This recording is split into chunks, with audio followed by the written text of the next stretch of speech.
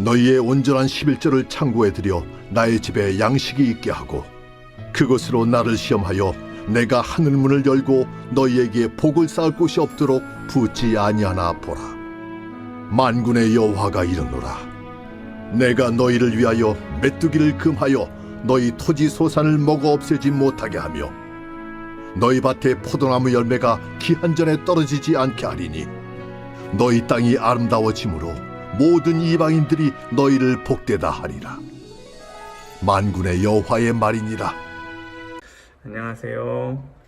가족의 청소년부 여러분, 손주환 목사입니다. 네, 오늘은 지난주에 이어서 구약에 나타나는 재정에 관한 본문들 중에서 11조에 관한 내용들을 좀 나누도록 하겠습니다. 11조와 관련돼서 여러 가지 이야기들이 많고 논쟁들도 많이 있습니다. 어떤 분들은 굉장히 극단적인 이야기를 하시는 분들도 있어요. 굶어 죽어도 11조는 해야 된다. 11조에 대한 의무를 안 했더니 동남아의 지진처럼 막 재해가 임한다. 이런 거의 망언에 가까운 이야기를 하시는 분들도 있고요.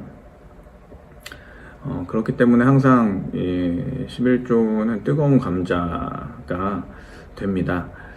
11조에 관해서는 굉장히 극단적으로 치우친 양쪽의 견해들이 있습니다. 첫 번째는 율법 폐기론이라고 해서 구약의 율법은 이미 다 폐기된 거니까 구약에 나오는 율법은 전혀 지킬 필요가 없다. 고로 11조도 지킬 필요가 없다라고 이야기하는 입장이 있고요. 그 다음에 두 번째 이제 다른 극단에 있는 건 11조 엄수주의라고 해서 어떠한 상황에서도 아까 얘기한 굶어 죽어서 수입이 하나도 없어도 빚내서 11조를 해야 된다라는 식의 굉장히 극단적인 이야기를 하기도 합니다.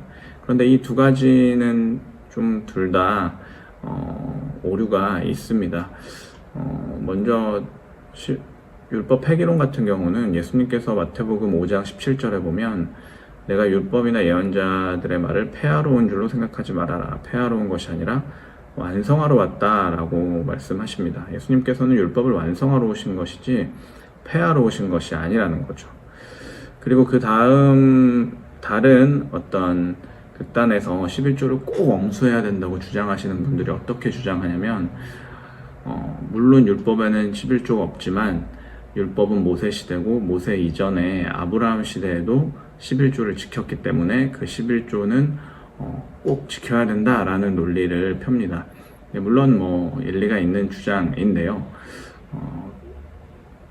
창세기 14장 20절에 보면 아브라함이 그 얻은 것의 10분의 1을 멜기세덱에게 주었더라 라는 내용이 나옵니다. 멜기세덱은 어떤 신적인 존재라고 볼 때 아브라함 시대부터 11조를 지켰으니까 당연히 율법이 있기 전부터 있는 거니까 지켜야 한다라는 주장도 있습니다. 네, 일리가 있습니다. 그런데 그렇게 치면 율법 이전에 아브라함 시대나 창세기에 있었던 모든 내용들을 문자적으로 지켜야겠죠. 11조뿐만 아니라. 그렇게 치면 창세기 17장 9절 10절에 보면 할례를 받으라는 내용이 나와 있고요. 22장 13절에 보면 번제를 드리는 내용이 나와 있습니다. 그렇게 치면 지금 이 시대에도 할례와 번제까지도 다 해야겠죠. 그런데 할례랑 번제는 안 하면서 11조는 무조건 다 해라 라는 논리는 사실 좀 무리가 있습니다. 그래서 오늘은 11조에 대해서 우리가 어떻게 접근해야 되는지를 살펴볼 때 일단 구약의 율법을 우리가 어떻게 받아들이느냐에 대한 먼저 생각을 해야 되는데요. 구약의 율법은 우리가 문자로서 지키는 게 아닙니다. 문자적으로 그 토시 하나 빠짐없이 다 지켜야 한다 이런 접근이 아니라 구약의 율법은 그 율법이 가지고 있는 정신을 지켜야 하는 거죠. 그렇다면 11조라는 율법이 가지고 있는 정신이 무엇인가에 대해서 살펴보면 우리가 왜 11조를 해야 되는지 아니면 어떤 의미로 11조를 해야 되는지에 대해서 좀 더 우리가 잘 이해할 수 있고 이런 접근 속에서 우리가 11조에 대해서 생각해 보는 것이 더 성경적이다라고 생각을 합니다. 그래서 11조에 대해서 구약 성경에서 어떻게 이야기하고 있는지, 어떤 기능을 가지고 있는지를 살펴볼 필요가 있는데요. 그래야 이 11조의 정신을 우리가 알 수가 있습니다. 먼저 첫 번째로 구약 성경에서는 레위인의 생계용 11조에 대한 내용이 나옵니다. 민수기 18장 21절에 보면 내가 이스라엘의 11조를 레위 자손에게 기업으로 다 주어서 그들이 하는 일, 곧 회막에서 하는 일을 갚나니 라고 나오고 있습니다. 네. 레위인들이 그 당시에는 땅을 기업으로 받지 못하고 그리고 성전에서 풀타임으로 일을 해야 됐기 때문에 그 레위인의 생계를 다른 이스라엘 백성들이 11조를 통해서 책임을 졌다는 거죠. 이게 첫 번째 그 당시 11조의 기능이었고요. 두 번째 11조의 기능은 신명기 14장 23절에 보면 당신들은 곡식과 포도주와 기름의 11조를 처음 난 소와 양의 새끼와 함께 주 당신들의 하나님이 자기의 이름을 두려고 택하신 곳으로 가지고 가서 주님 앞에서 먹어야 합니다. 이렇게 함으로써 당신들은 주 당신들의 하나님을 두려워하는 것을 배우게 됩니다. 라고 말합니다. 이것은 이제 제사를 위한 11조입니다. 그러니까 제사라고 하면 그 당시 성전에서 드려지는 어떤 종교적인 행사나 종교적인 목적들을 위해서 사용되는 11조가 그렇게 사용되었다는 거죠. 세 번째는 이제 구제 11조입니다.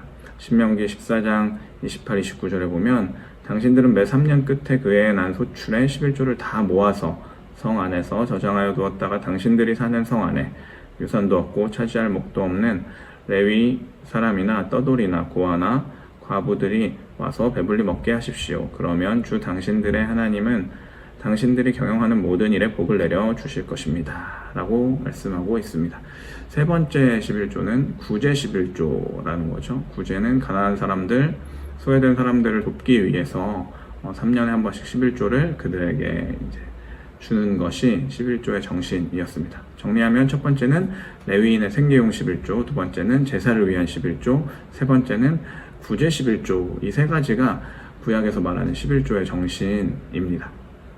그렇다면 이 세 가지 11조의 정신을 현대에 어떻게 적용할 것인가로 본다면 물론 지금은 만인 제사장 시대이고 레위인이 따로 존재하는 건 아니지만 기능적으로 제사장이나 레위인의 역할을 목회자가 하는 것으로 본다면 레위인의 생계용 11조는 어떻게 보면 목회자의 사례비나 생활비가 될 테고요.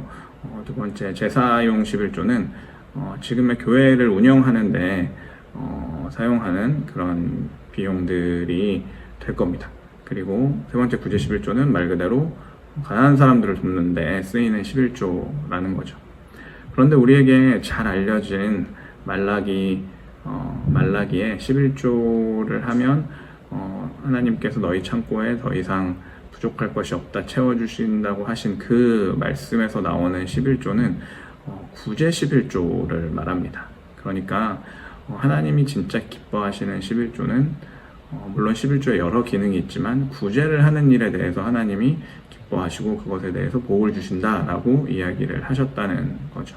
그렇기 때문에 교회의 11조를 하는 것 매우 중요하고요. 그리고 그 교회에 드린 헌금이 구제를 위해서 잘 사용되도록 우리가 함께 노력해야 한다는 것입니다.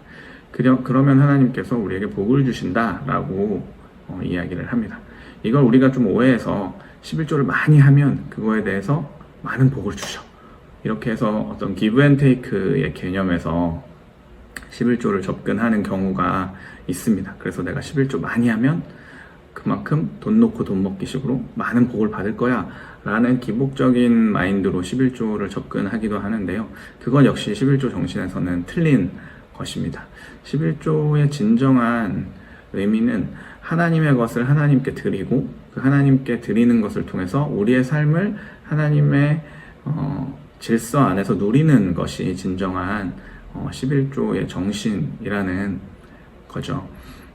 그래서 이 11조에 관해서 말하는 말라기 3장 12절에 보면 너희 땅이 아름다워짐으로 모든 이방인들이 너희를 복되다 하리라 라는 이 말씀은 사실 이 복되다라는 단어가 어떤 축복, 하늘에서 내려주는 복을 의미하는 단어가 아니라 우리가 누리는, 일상에서 누리는 행복을 의미하는, 그러니까 블레싱이 아니라 해피니스를 의미하는 그런 단어가 사용되어 있습니다.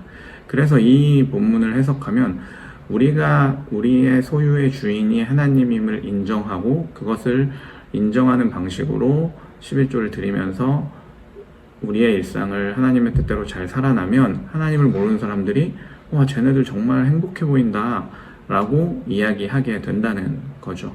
11조를 드리는 것은 어떻게 보면 금전적으로는 손해일 수 있지만 그 손해의 손익을 따지는 것이 아니라 우리의 소유의 주인 되신 하나님을 인정하는 행위를 통해서 진정한 행복을 누리는 삶을 살 수 있다는 것입니다. 말씀을 정리하겠습니다. 11조는 우리에게 굉장히 유익이 되는 하나님의 것을 하나님께 드리는 신앙의 행위입니다. 그런데 그것을 통해서 어떤 우리가 반대급부로 많은 소유를 얻기 위함, 기복적으로 11조 많이 하면 그만큼의 나에게 더 많은 걸 줄 거야 라는 그런 손익계산적인 방식의 11조가 아니라 하나님의 것을 하나님의 것으로 인정하면서 우리의 삶을 잘 누리는 것이 진정한 11조의 정신입니다. 그 정신을 잘 새겨서 우리의 재정관 속에서 하나님의 것을, 우리의 모든 것은 하나님이 주신 것이다 라는 그런 고백을 가지고 살아가시는 저와 여러분들이 되시기를 예수님의 이름으로 축복합니다. 그렇게 기도하겠습니다. 하나님 감사합니다. 우리가 11조의 정신을 잘 기억하여서 하나님의 것을 하나님께 드리는 그 신앙의 삶을 살아가는 우리가 될 수 있도록 주님 함께하여 주시옵소서. 존귀하신 예수님의 이름으로 기도합니다.